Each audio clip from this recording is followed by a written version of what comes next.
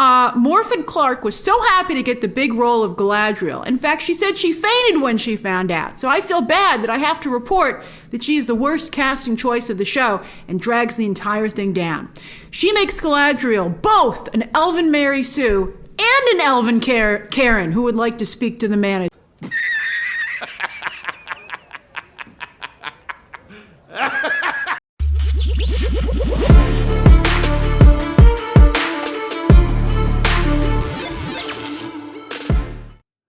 That was a clip from Grace Randolph's review. We actually have some reviews out now for this show. I'm going to go over some of the early ones that have dropped today. These aren't first reactions. These are actual reviews. Though they're not very different from the first reactions because a lot of them are calling the show a triumph, all kinds of stuff. I'm sure you expected it, but some of them are trying to mask and reword saying the show is awful. And I'm going to show you some examples. The premiere happened yesterday. As you know, you could have seen the show 2 days early if you wanted to go to a theater and watch them.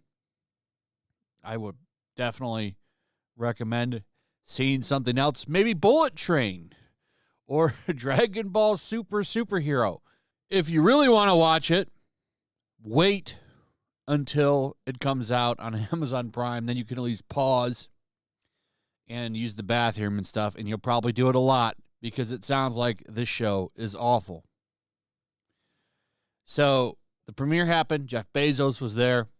They joked about his note that said, "Don't F it up." Quite a note to give to showrunners. I guess he gave him a bunch of stuff. Oh, wait, no, that's his son gave him a note and said, "Dad, please don't F this up." Yeah, well, it looks like he might be a little bit disappointed with his dad because it sounds like the show is a disaster, though it doesn't really matter. I've talked about this before. Reports that have come out basically suggest that they don't really care if a lot of people watch it or not because regardless, they're going to say that the show is victory, which is an easy way to write off a loss, I suppose. And also, some of the actors are saying, shut the hell up. We're telling the story now. Oh, okay. It's your show. Your show, Lenny Henry. He's very unapologetic about it as well. Let's take a look at some of the reviews. So, the Daily Beast, unsurprisingly, gives the show raving reviews.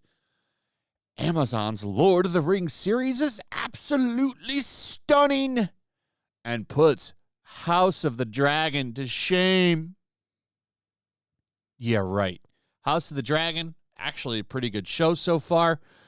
And nobody in that series comes off as a Mary Sue. Unlike Galadriel here, who people are literally calling one. A Karen and a Mary Sue, according to Grace Randolph, which I find hilarious. I had high suspicions that she would be a Mary Sue because, well, when you look at the formula of modern entertainment and strong women, usually they can do everything and anything with little struggle. And she's just mowing shit down in the trailers. So I believe she's going to end up just taking everything out. She's going to instantly know how to do everything. She's basically Rey Skywalker, but in Lord of the Rings. They turned Galadriel into Rey Skywalker. Here's another one. This is from the New York Post. Rings of Power TV review. Lord of the Rings show is a triumph. They love it. They love it. How do they sum it up? For the most part, the show is a triumph. And although comparisons to the Game of Thrones spinoff House of the Dragon are inevitable, it feels entirely different and less cynical, making it a solid companion piece to the movies. Even in this current era, where genre shows are a dime a dozen, The Ring of Power announces the arrival of a fantasy series that's a cut above the rest. I like how they put this down here as well. The Rings of Power isn't perfect. It throws some action sequences at us near the start, and it's hard to care about stakes when we've just met these characters. So a few scenes have a Michael Bay-esque feel of bombastic action just for the sake of it. Well, this really doesn't sound like a triumph, does it? And they put it right here. But for the most part, the show is a triumph. That said, though, it isn't perfect, as they put here. Well, then how is it a triumph if it isn't perfect? Wouldn't it need to be perfect to be that kind of great? It's really strange. It's almost like they're wording it. It's not perfect, but it's great. Here's IGN doing the same thing, though they don't really use a bombastic headline. The Lord of the Rings of Power premiere review. Episode 2, first 2 episodes. There's some good in the premiere, Mr. Frodo, and it's worth fighting for. They don't really have the... Okay, here it is. Here's the summary. Great! An 8 out of 10. The Rings of Power 2 episode premiere may take it a little while to hit its stride, but once it does, it immerses us in a gorgeous fantasy world with a great ensemble and several intriguing subplots. Takes a while to get going, but it's amazing. The Rings of Power review, a visually staggering, flawed epic. So it's great, but flawed. Then I saved the best for last. One that tells the truth, surprisingly. The Lord of the Rings of Power review, Amazon's prequel, is kind of a catastrophe. Give this appendix an appendectomy, which I believe...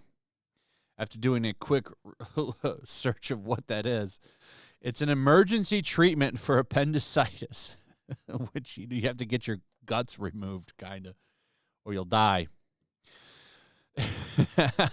This is probably the best review because it's honest, and a lot of critics aren't honest because all of those reviews that I showed you before, like they have bombastic headlines saying, "Oh, it's amazing, it's great."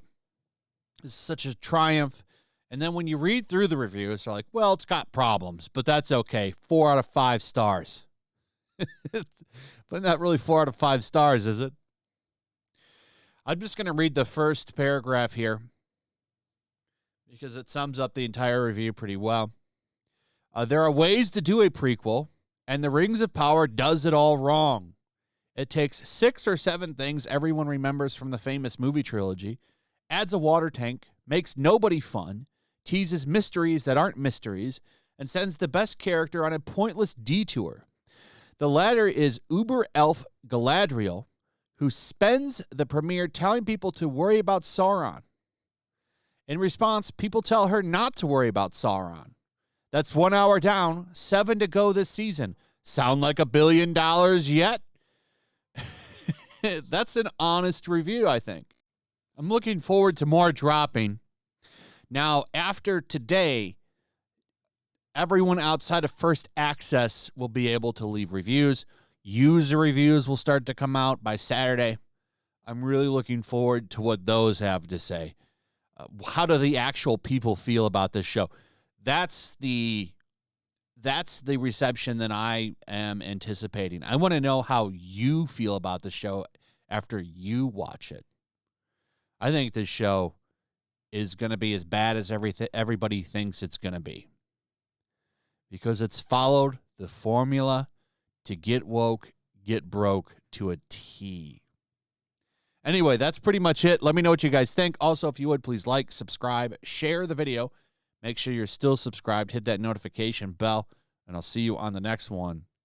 Peace. Make sure to check out my locals. There's a link in the description. It's a fun community that I'm trying to build over here. If you don't want to support me on YouTube, you can come over here. None of that money goes to YouTube. You also can just come over here for free. But if you are a supporter over here, I do plan on doing an extra live stream once a month and throwing links to the supporters so you can actually come on and have a supporter live stream with me. Also, it's a good place to catch all of my content.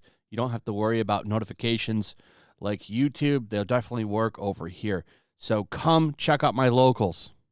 Also, if you want to help support the channel, check out my Teespring store. There's a link in the description. You can find some merchandise in there that you might want to check out. Also, make sure to follow me over on Twitch. I do watch parties, play video games over there. They're always fun. Follow me over there and come hang out. Also, make sure you subscribe to YellowFlash, my other channel. There's a link to that in the description as well. I do a lot of live streams over there that I don't do on this channel. Usually smaller and a little bit more personal. So make sure you follow me over there and sign up.